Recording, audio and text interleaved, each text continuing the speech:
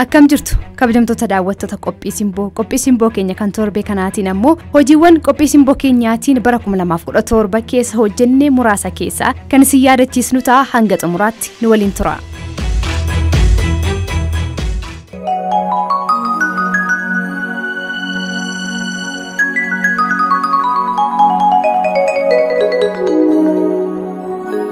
kabajamtoota daawwattoota qophii simboo guyyaa har'aa kana qophii keenya simbootiin godina Iluu Abbaaboor aanaa Algeessaachitti argamna.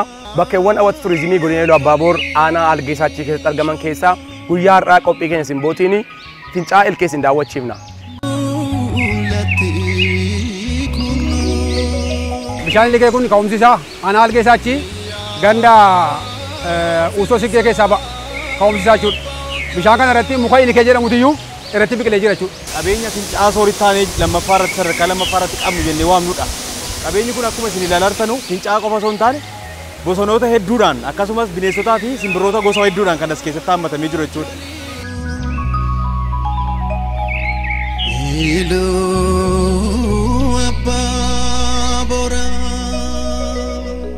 Fincaa'aan kun madda turizimii waan ta'eef turizimiin immoo biyya keenya keessatti iddoo guddaa waan qabuuf fakkiin immoo madda galii guddaa waan ta'eef akka biyyaatti madda galii guddaa waan ta'eef naannawni kun yoo wanti kun yoo misoome fincaa'aan kun yoo misoome dargaggoonni hojii dhabeeyyiin naannoo kana irratti gurmaa'anii hojjetanii bu'aa buufachuu danda'u ofii isaaniidha. Achuma keessatti naannoo fincaa'aa kanaatti kan argamanii bosona kana keessatti kan argaman jechuudha. Bineensota hedduutu jiru. Bosona kana keessattis kan argamanii fincaa'aa kana jalatti kan argamanii bineensota hedduutu jiru. Kanneen lafarra lo'an akka bofaa, akka marrataa, akka jawwee, kan fi akka lootuu kan kana fakkaatan naannoo kanatti hin argamu jechuudha. Ammallee akka carraa ta'e sababii yeroo roobaa ta'e malee yeroo bonaatuu ta'e baay'een isaanii hin argama ture. Kanaan wal qabatee bineensonni naannoo kanaan illee naannoo hedduun isaanii naannoo kana jiru kanneen akka leencaa, kanneen akka gafarsaa, weenniin, qamaleen, jeedalli kanneen kana fakkaataniif hedduun isaanii canaa kan kana fakkaatan hedduun isaanii as keessa jiru.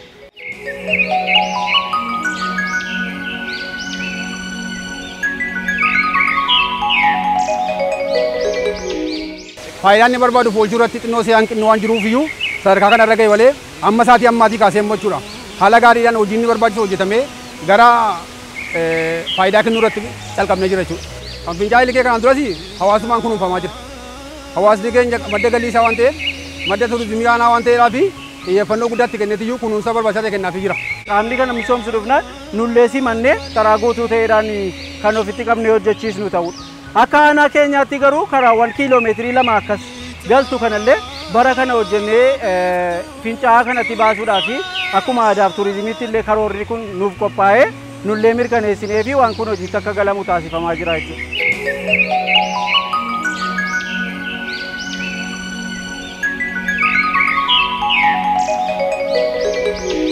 Egaan kabajamtoota daawwattoota keenya qophii keenya simboo faanaatiin gara godina Iluu Abbaaboraatti maluudhaan fincaa'aa ilkee aanaa Algeessaachii keessatti argamu kan isin daawwachiifnedha.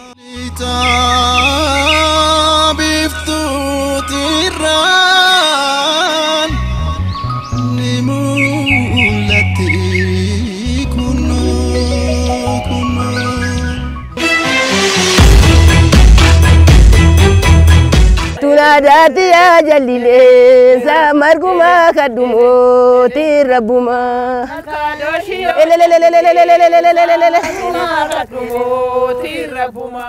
kabajamtoota daawwattoota keenya godina Arsiittidha kan nuti argamnu. Egaa haadholii siiqqee wajjiniin yeroo irreeffannaa deeman maal jedhu yookaan achiin weedduu isaan weellisaa dhufan maali kan jedhu jalqabarra sin dhageessisneedha kan dhufnee jirru.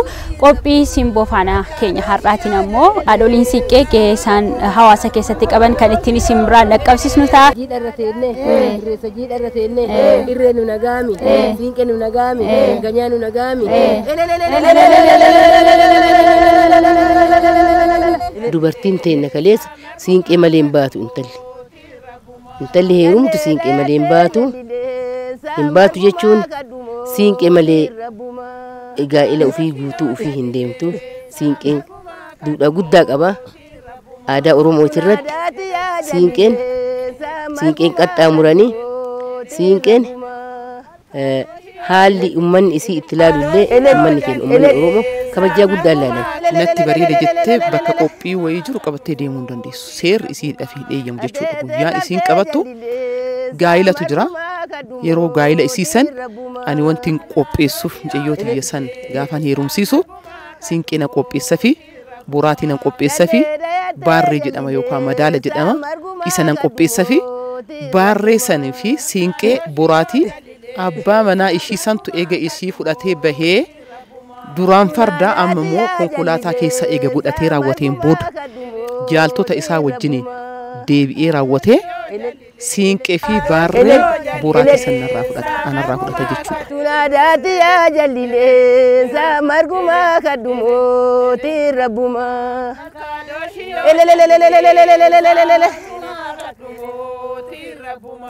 Intalli siinqeen heerumte intalli guutuu baate osoo namni hodhabe siinqeen ta'araarsitu siinqee ofii yoo isiin qabattee itti baate hin sodaatan.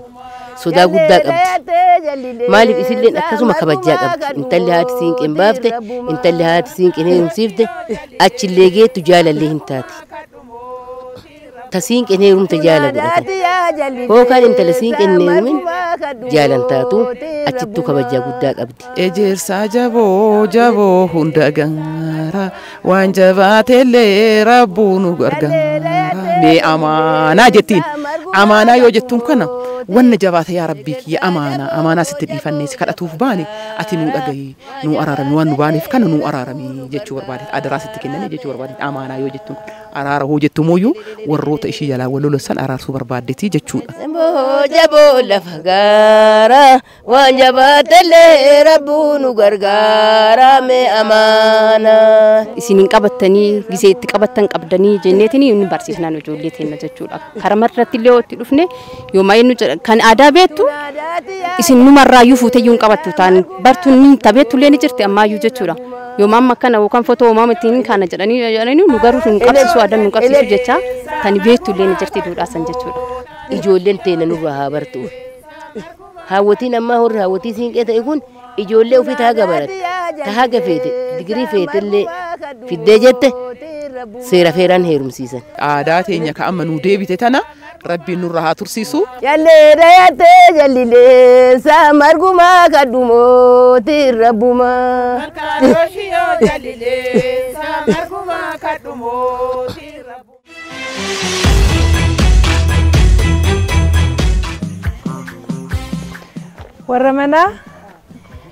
Warra manaa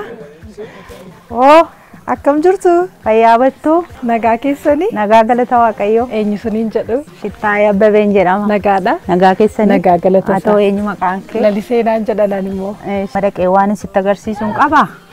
Akkaataatti sawa naannoo keenyatti akkaataa isheen itti dhaabbatamtu akkaataatti laguun irraa ba'a jedhama akka afaan naannoo keenyaatti. Saanik tokko gaafa dhalte jettu saani kun amma ji'aatti nyaatamtu.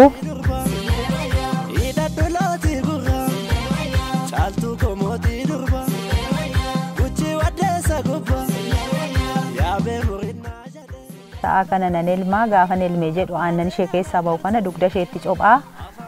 Jabbii immoo morma isheetti lubbuu isheetiin dhadhaatu sanatu wayiin buna qalaa sanatu qabama. Haadhas akkuma kanallee jechuudha lubbuu isheetti buusanii wal jala oolaa bulaa horaa jedhaniitiyyuu eebbisanii gadhiisu guyyaa dhaabbisanaa jechuudha.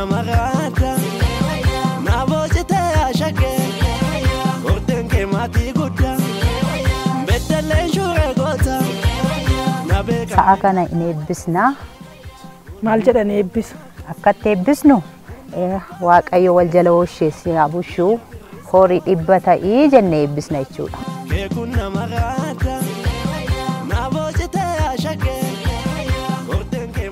Waan gaafa sa'a dhaabbii kana raawwatu hunduma isaa jechuudha. Raawwannaa ollaa keenya waammannaa waan qophaa'e kana hin nyaatu hin dhugu.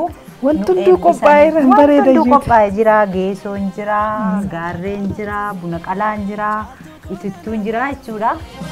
Wanta maabbaltiin afaan yaadamoo gaadammayyaa maal garbuun gogduun suni eedabjuu walaamanne maal abjuun soduun suni birjannaan qabuuma.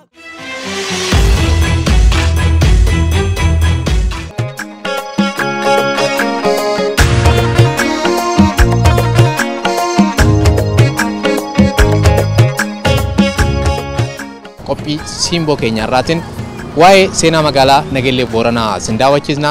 Nageellee jechuun lafa nagahaati. Nagaa. An bultiin nagaa hin jedhani. Bultiin nagaa warri alaa dhufu sidaamtilleen boora irra dhageeti. Bultiin nagaa alaamanni nagaa. Alaamanni nagaa warra foorii nagaa. Karra fuloon nagaa. Magaalaan Nageellee Booranaa Booran yoo jedhani warri gadaan bulu. Laftana malee gadaan xumuramuu hin dandeenye.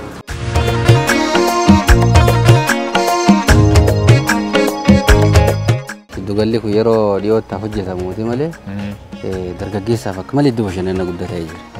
Am dargaggeessi magaalaa keenya keessa jiru keessumattuu guyyaa boqonnaa, guyyaa qidaamee, guyyaa Yihudii as dhufee oola.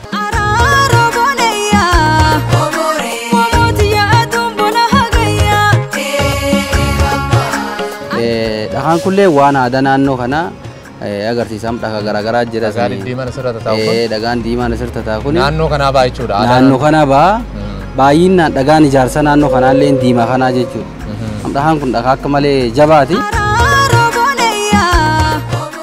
Yeroo amma cidhi garaagaraa jiraatu warri wal fuudhas dhufa. As dhufanii mushurraan suuraa garaagaraa cidhas keessa geggeessanii suuraa garaagaraa as keessa kaa'anii bakki kun akka malee bakka bashannanaa hawaasa magaalaa kanaatiif iyyuu ta'ee jira jechuudha.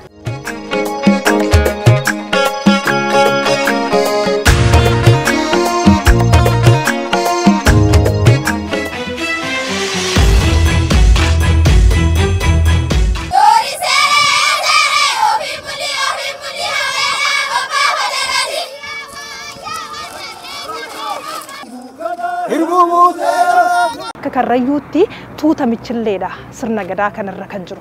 Egaan sirni kun maal fakkaata laata bakkaa bakkatti illee godaanuun ni jiraataati. Har'a waa isin daawwachiisuuf hin jedhaati. Simboo keenya har'aatiin.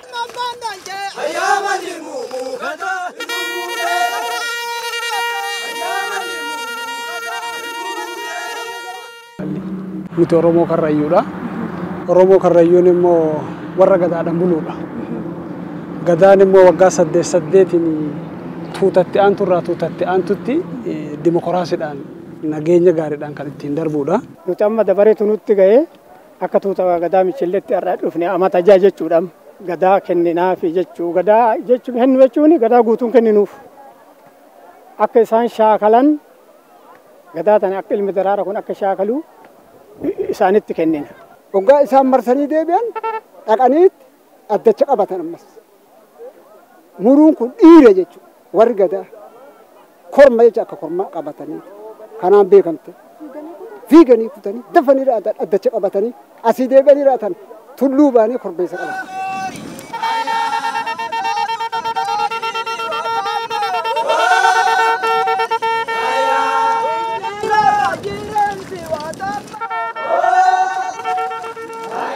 Dare hada warrabe kullelli saga.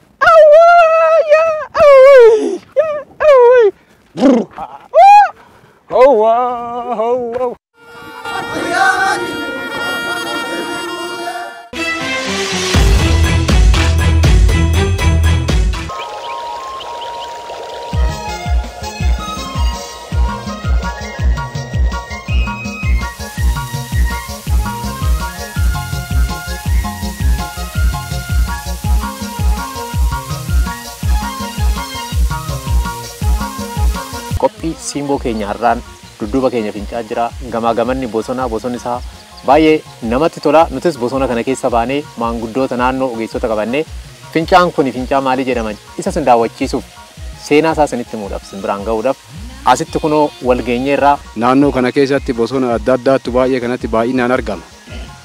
Isa keessa saatechoonni jedhamee fi muka amma fuulduraa isaa kanatti argamutu saatoodha. Saatoon uffifameedha zamana duraanii.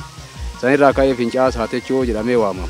Wanni iddoo addaa isa godhu akka isin argitan kana dhagaan midhagaan kan namni uumuu hin dandeenye uumaa rabbii kennaatiin kan isin argitan kana akka marfameetiin gaara marfameetiin jiru. Wanni adda isa godhu keessa isaa kana horiin jaldeessi simbirti adda addaa gogorriin waan adda addaa ta'e keessatti argamaa jechaadha. Bonshoo kan falchaa nama jedhamutu iyyuu ay bulchaa bula horii fidate achumarraa kaka'e maqaan bulchaa bonshoo jedhamee waamamaa gardhaalle. Bulchaa bonshoo jedhama. Bulchaa bonshoo jedhama. Naannoon kun? Naannoon kun. Anaan gobbaa butii shaala turizimiitiin irratti hojjetame. Osoo irratti hojjetame aanaa kanaa miti biyyattii waan fayyaduu danda'u tas keessa jira jechuudha. Kanaaf jalqabbee nama ciliqqee nama argaa jirru gaariidha. Akkuma ilaalaa jirtan beelladoonni bosonaa hedduu tas keessa jira. Biqiltoota bosonaa hedduu tas keessa jira. Allaattiiwwan garaagaraa baay'ee hawwattoo ka ta'antu jira. Osoo qoratame indaamii ka ta'anillee as keessa hin dhabama jennee hin yaadnu. Kanaaf baay'ee hawwataa ta'uu isaa.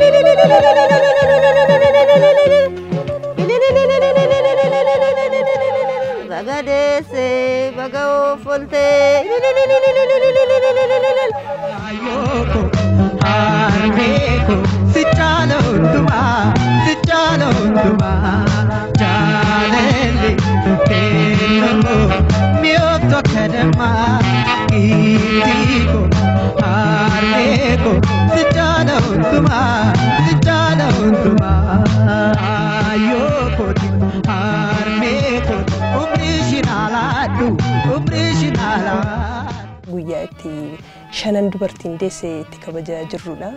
Kunis sirna aadaa Oromoo keessaa aadaa isa jalqabaa fi duudhaa Oromoo kan itti calaqqisamu keessaa tokkodha. Dubartiin deessuun tokko of koltii qabaadha Oromooni. Akka salphaattis mucaan argatamu. Eega daamee booddees wantoota hedduu of keessaa waan qabuuf sirna mataasaa danda'ee gaggeeffata jechuudha. Dubartoonni shan wal waamneetiyyuu ollaadhuma wal waamne annee baala sana cirraa baala aynataadhuma illee cirree finneetiyyuu mana deessuu sanaatti finnee ittiin dhanna ishee dhinna mataa ishee bukkee bula guyyaa gaafa galgala buleetiyyuu ganama dhannee dhannaan dhignaa fi ganama dhannaan innaa dhignu miilla ishii kana dhanna ishii kana namni shan itti wal qayyarreetiyyuu dhanna ishii kana akka ishiin jajjabaattuuf dhanna ishee dhinnaa. Marqaa tolchuu marqaa sana yommuu tolchanuu wanti itti qodaan itti tolchan suni akka inni kufneef muka itti hirkifataniitu sirriitti itti jabeessatanii miila isaaniitiin itti hojjetanii tolchuu jechuudha. Akka qodaan sun irraa hin kufne gemmoo irraa akka hin kufne muka sanatti hojjetaniitiyyuu marqaa sana sirriitti bilcheessanii tolchuu.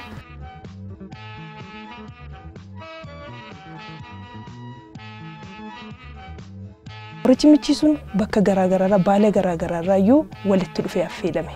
Innumti mataan isaa dawaadha jechuudha. Dubartiin yeroo miixuu yeroo dheeraa keessa darbeetu kan ishiin daa'ima argattu. Wayita sanatti dhagni ishii maal ta'a inni hiikkata jechuudha. Baay'ee gatii maashaaleen ishii wali hiikanuuf akka maashaaleen ishii sirriitti bor deebi'anii jireenya ishii akka ishiin cimteetti fuftuuf jajjabeessa jechuudha. Beektuu ta'i deessuu ta'i jenneerra keenya mitiiree. Ammasuu da'i ammayyuu da'i jennee gubbaa keenya. Ennaa sana isheen ililchaa fudhatti ammas da'i isa jedhamu fa'aa ibsuudha. Ooriyaadha hortee ta'i jechuudha. In urgaa qeenii qorichi michiisuun bifa addaatiin urgaan isaa diidaasii waama jechuudha. Kan hin deenyellee akka deessuuf kan guyyaatti affeeruudha waan ta'eedhaaf dhugaa dubbachuudhaaf taanaan aadaa Oromoo keessaa aadaa sirna cimaa dhaloota dhufuuf illee itti dabarsuu danda'uu qabnudha.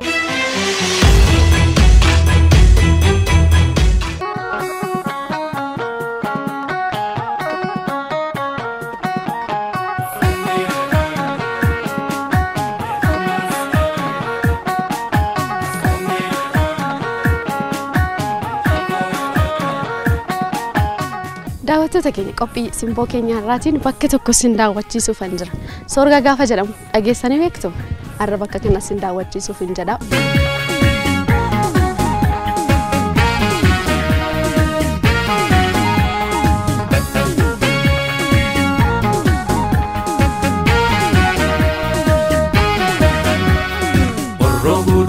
wallaggaa biyya gootedduu guddisee. Haroowwanii naannoo Oromiyaa keessa jiran keessaa haroo guddaadha.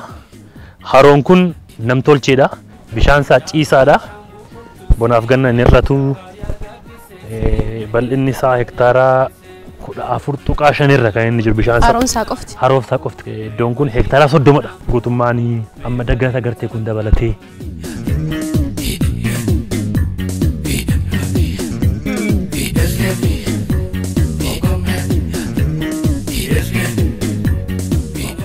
Daggala kana keessa hojiiwwan hojjetamaa jira jechuudha. Iddoon bashannana adda addaa iddoo kanatti namni gaafa bashannanu iddoo itti qurxummiin oomishamuu danda'u iddoo itti namni itti bashannanuu danda'u ijaarsaa kun eegalamee jira. Innis gaa bara haaraa bara 2018 yeroo gabaabaa keessatti xumurameetu waggoota ittaanu kurmaana jalqabaatti wanti kun xumuramee iddoon kun bashannanaaf banaa ta'a kan jedhu abdii guddaa qabna. Yaskelloo wajjin sirbinaa kunku mee waliin taphannaa kunku mee waliin taphannaa. Iddoon kun agartee mukti iddoo kana jiru itti yaadamee kan dhaabbate daggala miti. Muka baay'ee namatti tolu qilleensaa namatti toludha. Iddoon kun duraan agartee taa'umsi adda addaa illee jira. So iddoon kun iddoo baay'ee miidhagaa ta'edha. Qilleensaas namatti tola. Mukkeen agartu kunis jira. Iddoo kanatti faarfannaa adda addaa waraabamaa tureera. Leencoo gammachuu illee Leencoo gammachuusti waraabee? Leencoo gammachuusti waraabee lokeeshinii muraasa. Guttaa'eesti waraabee. Suuraan illee asitti kaa'ama baay'isee. Cidhaaf adda addaa namoonni misirroon cidhaaf qabanii asitti suuraa hin ka'u. Qilleensi isaallee qabbanaadha. Baay'ee qabbanaadha qilleensi. Namatti tola. Yaa qilleensi biyya keenya haroo sorgaa qofa miti naqamte guutummaan ishee illee qilleensa qabbana namatti toludha. Dhala namaatiif mijattuu kan taatedha waan ta'eef qabbanichi baay'ee miidhagaadha jechuudha.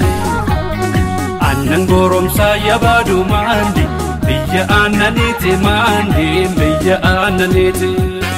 Mana sossobdaa karaatu beennu galladaa busitti beennu galladaa busitti. Beekirraan baanee gidaamee buuna qalaadhannee nyaanna buuna qalaadhannee nyaanna. Jimma horroof qaaqee deemnee geelloo wajjiniin taphannaa geelloo wajjiniin taphannaa.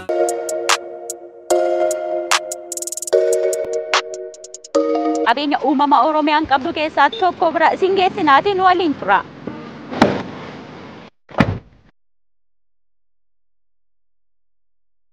Kan deemnu gara magaalaa Hoolotaatti.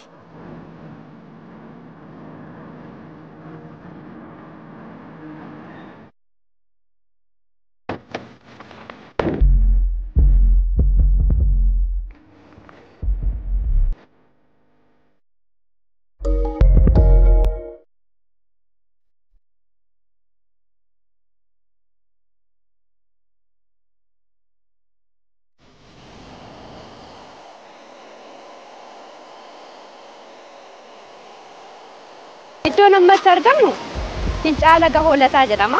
Lagni Hoolotaa gaa magaalaa kana keessa gaafa dhuftanii kuteetu darba.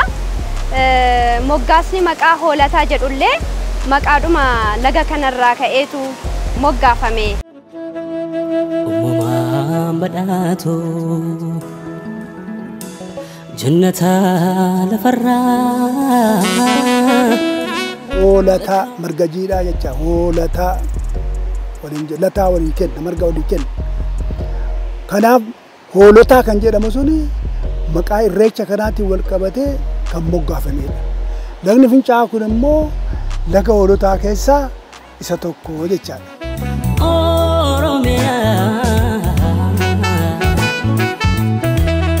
Fincaa'aa kana gaa maali yeroo ijoollummaa keenyaa dhufnee asitti sindaaqna.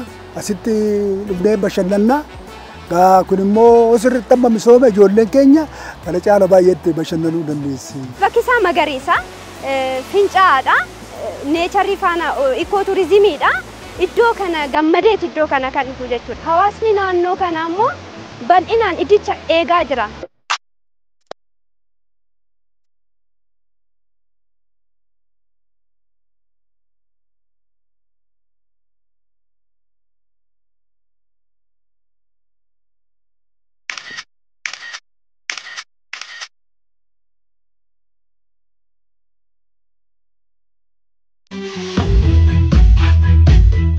kamar marabo galwarre debi na debi karrateti. Godina Baalee Bahaa naannoo holqa Soofumar guddaa keessattidha kan argamnu. Egaa holqa kana keessatti yeroo sirnoonni garaagaraa geggeeffaman sirboota garaagaraatu raawwatama. Sirboota aadaa isa keessaa tokko sirba Sarmadeeti. Abba Soofumarii kiyyoo nurangoo bantangaa faayiluu. Nurangoo bantangaa faayiluu. Nageenyi nagayaadhi nageenya badaadhi duruu. Weebiluu imaama weebiyoo deebinoo jedhan. Weebili jechuun bishaan kana jechuudha. Soofumarii kiyya gammachuun jaalalaan kabajaan deebinoo jechuudha. Dubartoonnis maal jedhan? Weebilee hullee kiyyaa'ee naachi saree keetii naachi saree keetii oo naachi saree keetii jechuudha. Dubartiin biraa. Allah maraama biyoo dadiyoo baatadiyoo wangaraa yaade namaa taatanii. Allah maraama biyoo nuru seenii walii kenna ta'uu marasi beeka biyyi namaa miti rabbi shuumee abiyyi. Namti martinuu asitti wal ga'ee jechuudha. Du'aayii kadhatanii rooba kadhatanii addaan Sarmadeelleen jedhanii weeba keessa gamoo weebilee keessa aananiyoo dura jaalala raabsaniyoo warra jaalalan beeyne ifaa itti dhaamsaniyoo jedhanii. Ayyaana isaanii ayyaana Soofumar gizee san shubbisan shubbiseenaan amma kanaan sirbi kun gizee kam sirbamaa gizee jedhan Rajabaa Muuni dhufee Wallaggaa dhufee Jimmaa dhufee Iluu dhufee Booranaa dhufee Baalee dhufee Harargee dhufee asitti wal ga'ee aadaa fi kana geggeeffata. Maraama biyoo dadiyoo baataniyoo wangaraa yaade namaa taataniyoo. Allah maraama biyoo dadiyoo taataniyoo wangaraa yaade namaa yaataniyoo. Dadiyoo baataniyoo wangaraa yaade namaa taataniyoo. Allah maraama biyoo dadiyoo baataniyoo wangaraa yaade namaa taataniyoo. Amma fakkeenyaaf yoo qophiin akkana gizee maraa biyya maraa hin deebna nu fuudhanii waan akkana jira hawwisoo akkana hawwisoo walqa Soofumar jedhanii namti martiyyuu nu beeka miidiyaallee nu beeyti. Qeerroo sabaa matoora laaffisinaa Arabbii jedhaa masoonuu nyaachisinaa Abiyyii koo gurbaa sabaaf dubbatu abshir jedhii rabbi jazaan dagatu gama siinsii qabadhaa gama naannaa qabadhu rabbi jira shallaliinaa taphadhu namaa miti rabbi shuumee abiyyi jechuudha. Dhugumaa nama eebbiftanii. Dhugumaa nama eebbiftanii. Muummee ministeera qabaanu jabeessitanii. Abba Soofumarii kiyyoo dhugumaa nama eebbiftanii. Dhugumaa nama eebbiftanii. Muummee ministeera qabaanu jabeessitanii. Kenna ta'uu marasi beeka biyyi namaa miti rabbi shuumee abiyyi. Nuru seenii walii kenna ta'uu marasi beeka biyyi namaa miti rabbi shuumee abiyyi. Magaalaa Bishooftuutti kan nuti jirru magaalaa Bishooftuutti egaa waajjira abbootii gadaatu lamatti argamnetti kan nuti jirru. Waajjirri kun yookaan immoo galmi shanan kun kan irra qubatee gara kaaree 1,700 gubbarri isaa jalli isaa ol bahiinsi gulantaan isaa kun hundu wama sirna gadaatiin wal qabate jechuudha. Gulantaa kan amma yoo lakkoofte meeqa 8 ta'a. 8 gadaa 8 akkasitti jechuudha. Hayyuu fi bokkootu as keessa ta'a jechuudha. Cufamee jira amma akka argaa jirrutti. Amma cufameera. Miseensa isaanii malee namuun saa'u. Waan immoo Oromiyaan qabdu faamina Oromiyaan qabdutu jira. Gootota Oromiyaa fa'atu jira. Siidaa lafee gootota Oromoo fa'atu jira. Waraqaa ragaa kan garaagaraa as keessa jira. Asitti immoo kan hojjetamu immoo dhimma nama dhuunfatutti asitti ilaalama jechuudha.